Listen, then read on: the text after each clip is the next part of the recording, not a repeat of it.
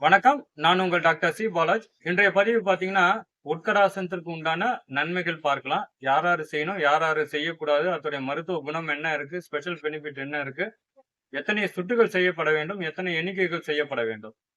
இது ரொம்ப முக்கியம். இதுல இந்த உட்கடாசனத்துடைய பேர் வர காரணம் என்ன? அப்படி பார்க்கும் பொழுது, இது நாற்காலிய போல தோற்றம் இருப்பதனால இதற்கு இந்த பெயர்ன்னு சொல்லலாம். அதாவது இதுல கைகள் இப்படி வைத்து செய்யும் பொழுது, இதுல நாற்காலியில இருக்கின்ற அந்த கையோட நிலைன்னு சொல்லலாம். அதேபோல பின்புறமா சாயக்கூடிய நிலை இந்த நிலை. இப்போ நம்ம அமர்கின்ற போஸ்டர் பார்த்தீங்கன்னா, நம்மளுடைய தொடை ஸ்தானம்னு சொல்லலாம். அந்த நாற்காலியில இருக்கின்ற கால் வந்து நம்முடைய கால் இந்த உருவ அமைப்புல இருப்பதனால இதற்கு உட்கடாசனம் என்பது பெயர்.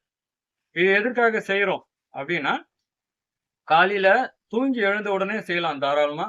சுடு தண்ணி ஒரு 200 எம்எல் அதாவது வெதுவெதுப்பான தண்ணி ஒரு 250 இல்ல 300 எம்எல் தண்ணி தாராளமா குடிச்சிட்டு இந்த ஆசனம் என்பது செய்யலாம். ஒரு 5 நிமிஷம் தாராளமா செய்யலாம். ஆரம்ப காலகட்டத்தில ஒரு 2 இல்ல 3 நிமிடங்கள் செய்யலாம். இந்த ஆசனம் செய்யும் பொழுது மோஷன் ப்ராப்ளம் இருக்காது. பிளட் வந்து நல்லா பியூரிஃபிகேஷன் ஆகக்கூடிய ஒரு விஷயம்னு சொல்லலாம். மோஷன் ப்ராப்ளம் இருக்காது. நடைப்பயிற்சிக்கு பதில் செய்யக்கூடிய ஒரு மிக சிறந்த ஒரு ஆசனமா சொல்லலாம். ரத்த ஓட்டம் சீராக்கக்கூடிய ஒரு நிலை. மூட்டுக்கு ஸ்ட்ரென்த்தன் கிடைக்கும். மூட்டை வலுவாக்கக்கூடிய ஒரு நிலைன்னு சொல்லலாம். இடுப்ப ஸ்ட்ரென்த்தன் பண்ணும். ஸ்பைனல் கார்ட வந்து ஸ்ட்ரென்த்தன் பண்ணக்கூடிய ஒரு விஷயம். அதேபோல உங்களுடைய தோள்பட்டைக்கும் வலுவளிக்கக்கூடிய ஒரு விஷயமா பார்க்கலாம். இந்த உட்கடாசனம். இது காலையில ஒரு தடவ, சாயந்தரம் ஒரு தடவ தாராளமா செய்யலாம். இப்போ அந்த ஆசனம் செய்வதற்கு முன்பாக ஒரு வார்ம் அப் நம்ம செய்றோம். ஃபர்ஸ்ட் இப்ப ஹெட் ரொட்டேஷன் செய்றோம். இந்த நிலை செய்தால் போதும். ஒரு 5 எண்ணிக்கை செய்யலாம்.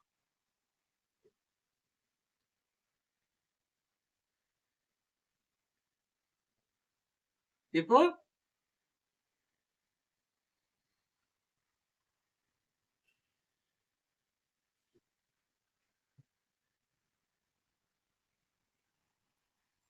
இது கழுத்துக்கு உண்டான ஒரு நிலைன்னு சொல்லலாம். இது செய்றதுனால உங்களுக்கு தைராய்டு கிளாண்டுக்கு ரொம்ப நல்லது. கழுத்து வலிக்கு ரொம்ப நல்லது. இப்ப கைகள். இதுல மூச்சு காத்து இழுப்போம். இதுல வெளியில வரும். இது செய்யறதுனால உங்களுடைய நுரையீரலுக்கு மிக சிறந்தது. அதேபோல இருதயத்துக்கும் நல்லது. இப்போ ஹேண்ட் ரொட்டேஷன். இது எதுக்குன்னா, உங்களுடைய பந்துக்கிண்ண மூட்டுக்கு ஒரு மிக சிறந்த ஒரு பயிற்சியா பார்க்கலாம். ஒரு 5 எண்ணிக்கை போதும்.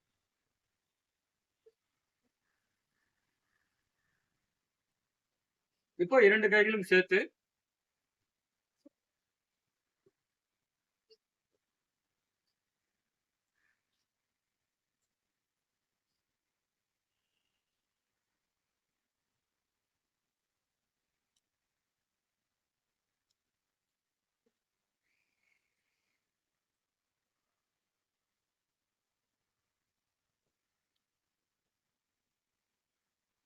இப்போ சிட் அப்ஸ் பார்க்குறோம்.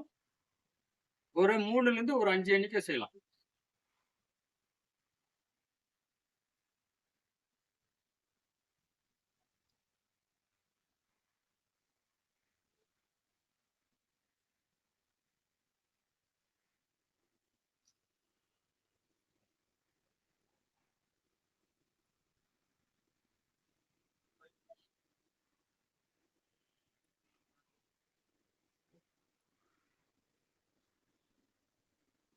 இப்போ கீழ அமர்ந்து கொண்டு செய்யக்கூடிய ஒரு நிலை.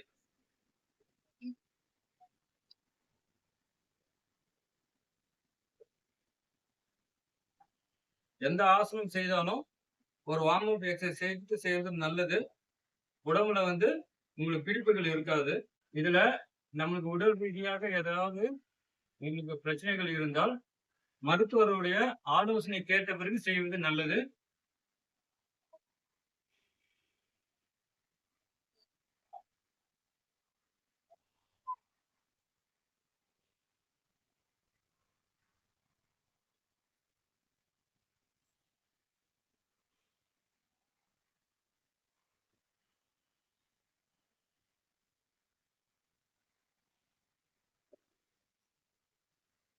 இப்போ நம்ம இந்த உட்கடாசனம் பார்க்கலாம். இப்ப கால்களுக்கு இந்த நிலையில இருக்கு. ஷோல்டர் லெவல்ல இருக்கும்.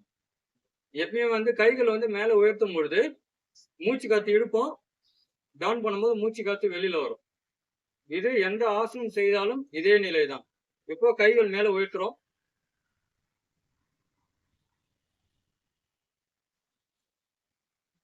இதுல ஒரு 25 எண்ணிக்கை ஆரம்ப காலகட்டத்துல இருக்கலாம், தவறு இல்ல.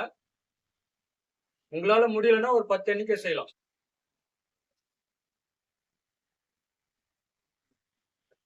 இதுலயே இப்ப என்னால ஆரம்பத்துல செய்ய முடியல அப்படின்னா வித் வால் சப்போர்ட்டோட நம்ம செய்யலாம்.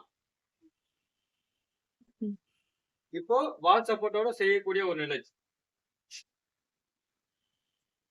இப்ப இது போல இருக்கும். இது நாற்காலியோட காலன்னு உதாரணத்துக்கு எடுத்துக்கலாம்.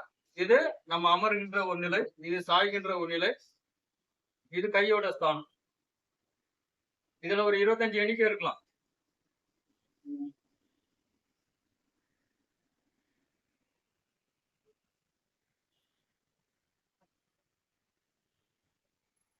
இப்போ இந்த உட்கடாசனம் என்பது நார்மலா எல்லாருமே செய்யலாம். இதுல கொஞ்சம் அட்வான்ஸா இருக்கிற போஸ்டர் பார்க்கலாம். இந்த நிலையில இருந்துட்டு இப்படி இருக்கும். இந்த போஸ்டரை பொறுத்த வரைக்கும் உங்களுக்கு மூட்டுல எனக்கு பிரச்சனை இருக்கு, சர்ஜரி நடந்திருக்கு, மூட்டுல தேய்மானம் இருந்தால் இந்த ஆசனம் செய்ய வேண்டாம். இதுல ஒரு 25 எண்ணிக்கை இருக்கலாம்.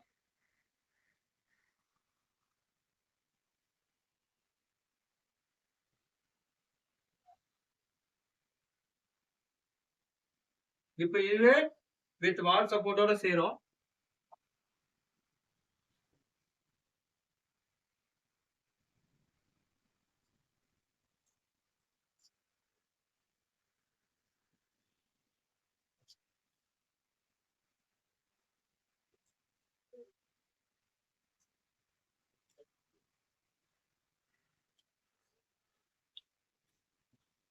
இந்த உட்கடாசனம் பாத்தீங்கன்னா நம்ம ஒரு 2 இல்ல 3 நிமிடம் செய்யும் பொழுது ஒரு 4ல இருந்து ஒரு 5 கிலோமீட்டர் நம்ம நடைப்பயிற்சிக்கு உண்டான நன்மை தரக்கூடிய ஒரு மிக சிறந்த ஒரு ஆசனமா பார்க்கலாம். இதுல ஏதாவது உங்களுக்கு சந்தேகம் இருந்தால் கமெண்ட்ஸில் தெரியப்படுத்தவும்.